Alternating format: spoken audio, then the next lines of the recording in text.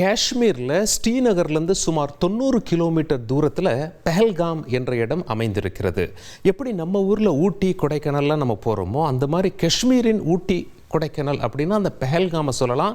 Mini Switzerland என்று அழைக்கிறார்கள், அதாவது சிறிய சுவிட்சர்லாந்து என்றும் அழைக்கிறார்கள். அவ்வளவு அருமையாக ரொம்ப ரம்மியமாக இருக்கும். அந்த பெஹல்காம்லேருந்து ஒரு 5 கிலோமீட்டர் போனோம் அப்படின்னா ஒரு மலைப்பாங்கான இடம். அந்த மலைப்பாங்கான இடத்துல வாகனங்கள்லாம் போகாது, குதிரை மேலே போகலாம் அல்லது நடந்து போகலாம். நிறைய பயணிகள் குதிரை மேலே போகிறதுக்கு ஆசைப்படுவாங்க. அப்படி தான் நம்ம சுற்றுலா பயணிகள், அப்பாவி பொதுமக்கள் அங்கே போயிட்டு அவங்க பாட்டுக்கு அவங்க வேலையை செஞ்சுட்டு இருக்காங்க. ஒரு இடத்துல சாப்பிட்றாங்க, ஒரு இடத்துல விளையாடிட்டு இருக்காங்க. குழந்தைகள் குடும்பம் விளையாடி கொண்டிருக்கிறது. அவங்க தங்களுடைய இந்த சம்மர் சீசனில் சுற்றுலா போயிருக்காங்க. அனைவரும் அப்பாவி பொதுமக்கள். அங்கே தான் கொடூர குணம் படைத்த தீவிரவாதிகள் உள்ளே புகுந்தார்கள். 4 பேர் என சொல்லப்படுகிறது. AK-47 ரக துப்பாக்கி, ஆண்களை மட்டும் தனியாக பிரித்து சரமாரியாக சுட்டு தள்ளிவிட்டார்கள்.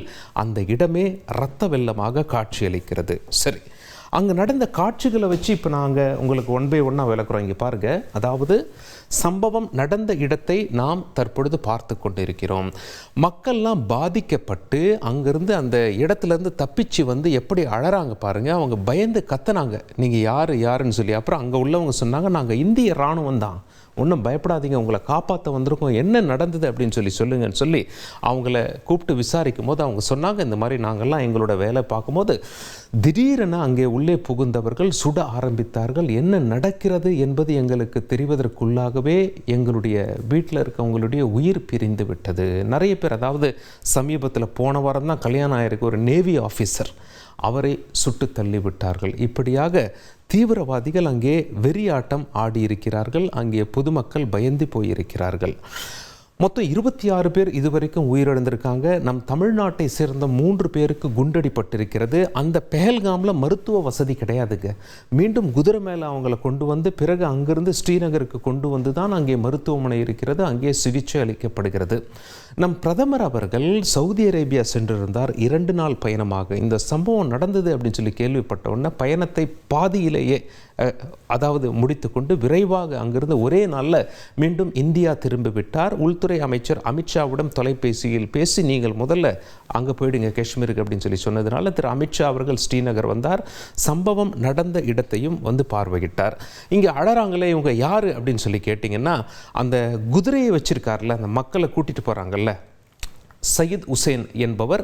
அந்த குதிரை வீரன் என்ன பண்ணியிருக்கார் அப்படின்னா, தீவிரவாதிகள் துப்பாக்கியில் சரமாரியாக சுடுறாங்க. சிலர் நீங்கள் ஹிந்துவா முஸ்லீமான்னு கேட்டு சுட்டது போல் அங்கு உள்ளவர்கள் பேட்டி கொடுக்கிறார்கள். இந்த குதிரை வச்சிருக்கவர் என்ன பண்ணார், தைரியமாக அவர்கள் துப்பாக்கியை பிடித்திருக்கிறார், சுடாதீங்க அப்படின்னு சொல்லி அவங்க துப்பாக்கியை பறிக்க பார்க்கும் பொழுது அவரையும் சுட்டு கொன்று விட்டார்கள்.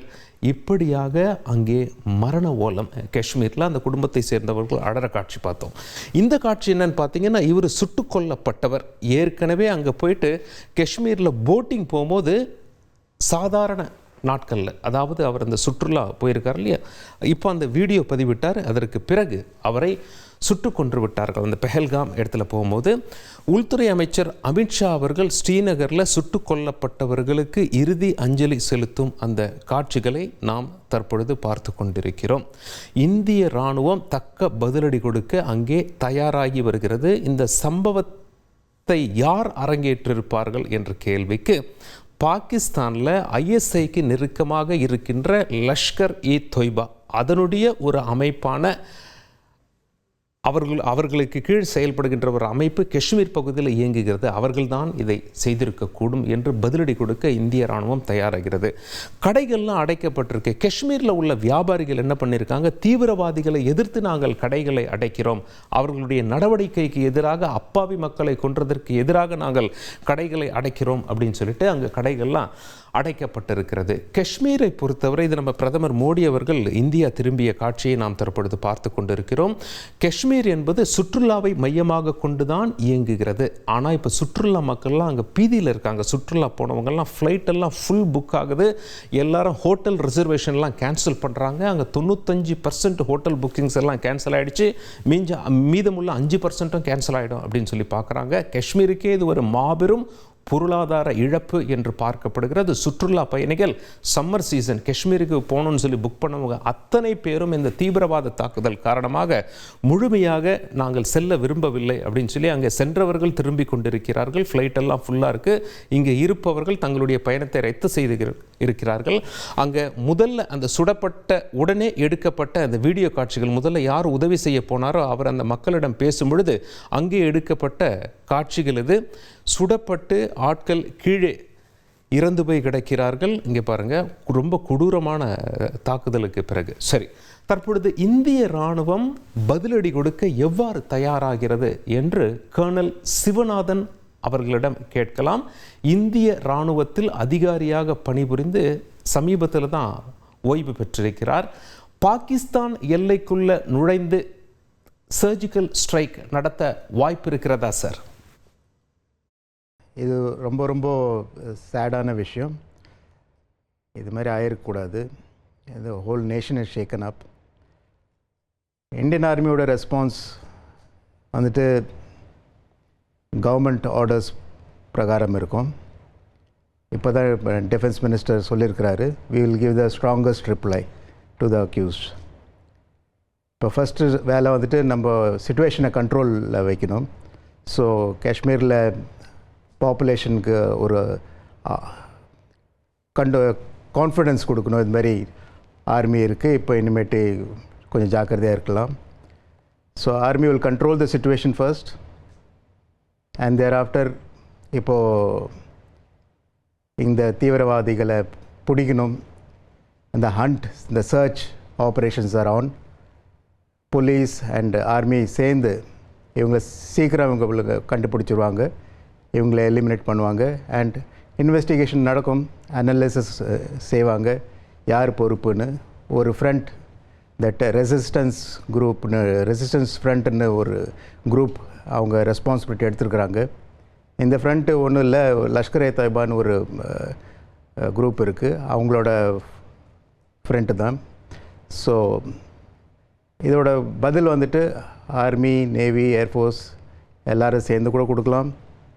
நம்ம கவர்மெண்ட் ஆர்டர் பிரகாரம் நம்ம முன்னாடி செஞ்ச மாதிரி சர்ஜிக்கல் ஸ்ட்ரைக்கும் பண்ணலாம்.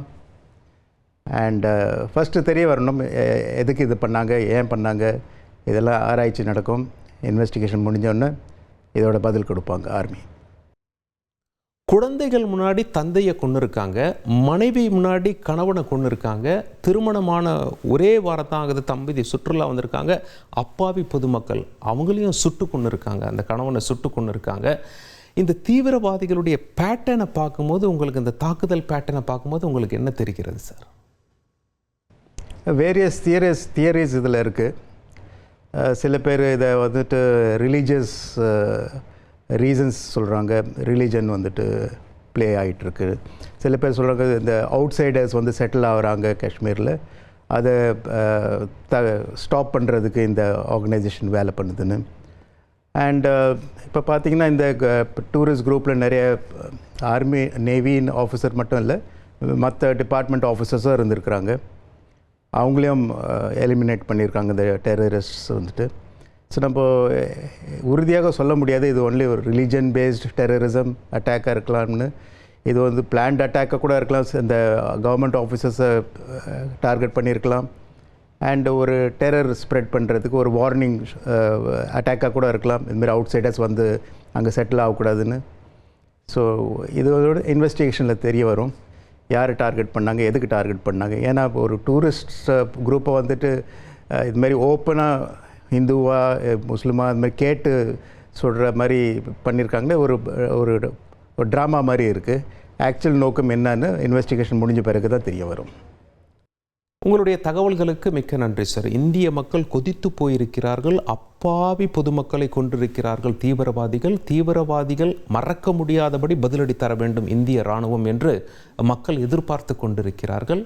உங்கள் தந்தி ஒன் தொலைக்காட்சியில் கால பைரவன் தினமும் காலை 8 மணிக்கு காண தவறாதீர்கள்.